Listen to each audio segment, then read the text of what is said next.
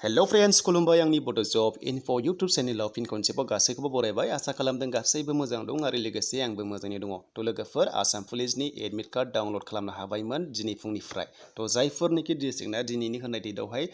mention खालामनाय दङ थ' बेफोरो माने डाउनलड खालामनो हासिगोन जेरै क'क्राझारनि साप'ज आं एग्जाम्पल होबाय क'क्राझारना दिनैनिफ्राय डाउनलड जाबाय 8 तारिखनिफ्राय आगस्टनि थ' लोगोफोर बेनो जाहैबाय एबि आरो इउबि कनस्टेबलनि दा बाथ्राया जाहैबाय बेनि लिंकाहाय माने आनएक्टिभ जाथ'ना दङ आरो बुंदों 11टा उननिफ्रायसो डाउनलड खालामफिननो हासिगोन थ' गोबाङानो प्रब्लेम मोननो जानो हागौ थ' बेनिखायनो आं नैबे भिडिअखौ खालामबावबाय थ' लोगोफोर जोङो मर्निं टाइमाव जोङो डाउनलड खालामनो हाबायमोन थ' बेनिखायनो आङो क'क्राझारनि सासे सिनायनाय केन्डिडेटनि लोगोनिखौ आङो डाउनलड खालामनानै दोनबायमोन थ' बिथांना डाउनलड जाबाय फाइनालि माने डाउनलड जाबायमोन नाथाय दायो डाउनलड खालामफिननो हायासै दा बाथ्राया जाहैबाय आं स्क्रिनशट लाना फैदों थ' आङो डाउनलड खालामनानै द्राफआव दोनखाबायमोन दा बेलेगा जुदि डाउनलड खालामदोंब्ला प्रब्लेम मोननो जानो हागौ जे बेवहाय अफिसियेल पेजआव बुंदों ओरैहाय आन्डार मेन्टेनेन्स जागासिनो दं होननानै बुंदों थ' बेनिखायनो बयबो दायो डाउनलड खालामनो हाथ'वाखै थ' खिन्थु बेवहाय प्रसेसा एसे चेन्ज जाबाय जोङो सिगाङाव डाइरेक्टलि जोङो रेजिस्ट्रेसन नाम्बारजों जोङो डाउनलड खालामनो हादोंमोन दानिया जोङो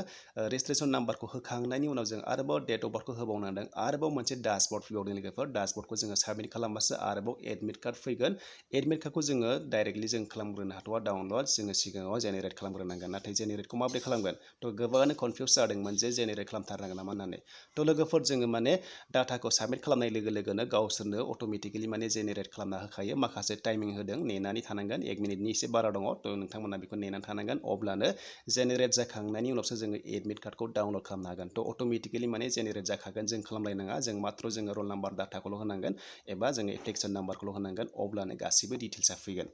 दानि आङो प्रुफ लाना फैनोसै डाउनलड खालामखाबायमोन नाथाय दायो डाउनलड खालामनो हानाय नङा 11टा उननिफ्रायसो डाउनलड खालामनो हागोन थ' बेनिखायनो आङो कनफिउस जाया जाहाथे बेखौ भिडिअ खालामबाय थ' लोगोफोर जोङो सिगाङावनो जोङो रेजिस्ट्रेसन नाम्बार होखांनाय लोगो लोगो आरो डेट अफ बार्थ होखांनाय लोगो लोगो जोङो साबमिट खालामब्ला नैबेबादि डासबर्ड मोनगोन थ' लोगोफोर बेवहाय माखासे कनफार्मेसन फैगोन बे जाबाय डिस्ट्रिक्ट थ' पारमानेन्ट डिस्ट्रिक्टआ जाबाय क'क्राझार थ' बे क'क्राझारनिमोन थ' बेवहायनो गासिबो फैगोन एप्लिकेसन नाम्बार फैगोन नेम फैगोन फादार्स नेम फन नाम्बार गासैबो फैजोबगोन आरो बेखौ जों साबमिट खालामखांनायनि उनावसो आरोबाव जों एडमिट कार्ड खालामनो हागोन दानि आं लाना फैनोसै एडमिट कार्डखौ आङो डाउनलड खालामखाबायमोन थ' नोंथांमोना फोथायबानो जाबाय आङो सिगाङाव मर्निं टाइमाव डाउनलड खालामखाबायमोन नाथाय दायो आन्डार मेन्टेनेन्स जानायनि थाखाय जोङो डाउनलड खालामनो हानाय नंथ'वा थ' नोंथांमोना टेनसन लानाङा डाउनलड खालामफिननो हागोन 11टा जानाय लोगो लोगोनो जोङो एडमिट कार्डखौ डाउनलड खालामफिननो हासिगोन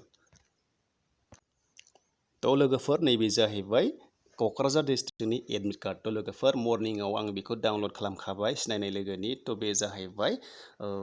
बिनि रिलि डेटखौ आं नोंथांमोना बेवहाय नायनो हागोन बेनो जाहैबाय 29 सेप्तेम्बर थ' लोगोफोर क'क्राझारनिया 29 सेप्तेम्बराव जागोन थ' बेनो जाहैबाय 29 सेप्तेम्बराव बिनिया दङ नाथाय गुबुना माब्ला जागोन आं बेखौ मिथिया मानो होनोब्ला आं लगइन खालामनो मोनाखै दा बिनि केन्डिडेटनिया रिलि डेटआ 29 सेप्तेम्बराव आरो जायगाया जाहैबाय नैबे प्लेग्राउन्ड नुदोंना नोंथांमोना 7 AP बेटेलियन थ' लोगोफोर सराइखलायाव जागोन बिनिया प्लेग्राउन्डआवहाय पुलिसनियावहाय दा फैबाय टाइमिं रिपर्टिं टाइमाहाय 12टायाव जागोन लोगोफोर 12टानि उननिफ्राय जागोन बिनि रिपर्टिं टाइमखौ होदों 12टानिफ्राय जागोन थ' जोबोर मोजां इभिनिं एबा जोङो बेलासियाव खारनो मोनसिगोन जोबोर मोजां जादों टाइमिंआ दा फैबाय लोगोफोर बेनि गासिबो डिटेल्स बेवहाय नैबावहाय रल नाम्बार थागोन एप्लिकेसन नाम्बार थागोन डेट अफ बार्थ थागोन नैबावहाय फन नाम्बार थागोन गासिबो थाजोबगोन थ' नोंथांमोना इन्सट्राक्सनखौ नायबानो जाबाय गाइडलाइन्सखौ बेवहाय नायबानो जाबाय मा मा डकुमेन्ट्स लांफानांगोन नोंथांमोना बेखौ गासिबो नुजोबगोन थ' अरिजिनेल डकुमेन्ट्सखौ लांजोबबानो जाबाय जेब्लानोखि PhD टेस्ट खालामगोन थ' नोंथांमोना फरायनायनि गासैबो अरिजिनेल डकुमेन्ट्सखौ लांफाजोबनांगोन होनना बुंदों थ' नोंथांमोना बेनिखायनो लांफाबानो जाबाय आरो लोगोसे मोनसे ID प्रुफ लांफानांगोन पान कार्ड नङाबा ड्राइभिं लाइसेन्स नङाबा आधार कार्ड थ' नोंथांमोना बेखौ जाहाथे लांफायो आं बेखौ खावलायबाय थ' लोगोफोर बेबायदिनो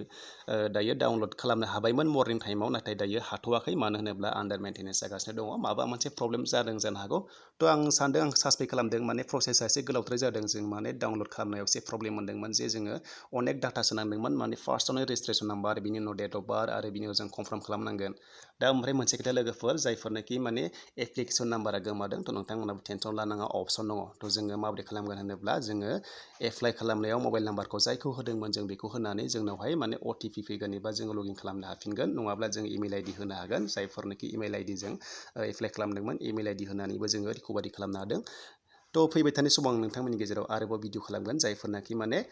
गोमादोंमोन एप्लिकेसन नाम्बारा आङो भिडिअ खालामबावगोन दायो आं खालामनो हाथ'वा मानो होनोब्ला लिंकआनो एक्टिभ जाथ'वासैलाय सिगाङाव जादोंमोन दा जाथ'वाखै थ' बेनिखायनो आं खालामनो हाथ'नाय नंला देखायनो हानाय नंला थ' आसा खालामदों भिडिअखौ मोजां मोनोबा लास्टआव लाइक खालामदो लोगोफोर थ' लोगोफोर नोंथांमोना जेब्लानोखि पेजाव थागोन अफिसियेल पेजाव बेबायदि मोनगोन थ' बे माने बेवहाय होनदों लोगोफोर साइट इज कारेन्टलि माने आन्डार मेन्टेनेन्स थ' लोगोफोर बेबायदि जागोन आरोना एडमिट कार्डखौ डाउनलड खालामनो हानाय नङा नैबेहाय बुंदों माने 11टा AM निफ्राय जोङो डाउनलड खालामफिननो हासिगोन होनना बुंदों माने 11टा उननिफ्राय जोङो डाउनलड खालामफिननो हासिगोन होनना बुंदों नैबे जाबाय अफिसियेल पेज बेयाव थाङोब्ला नोंथांमोना नैबेबायदि पेज मोनगोन थ' नोंथांमोना टेनसन लानाङा डाउनलड खालामफिननो हागोन गासिबो जायफोरनोखि माने दिनैनि दिनावहाय डेट होनाय दङ डिस्ट्रिक्टआ थ' बिथांमोनाहाय डाउनलड खालामनो हासिगोन आसाम पुलिस ABEB कनस्टेबलनि एडमिट कार्डखौ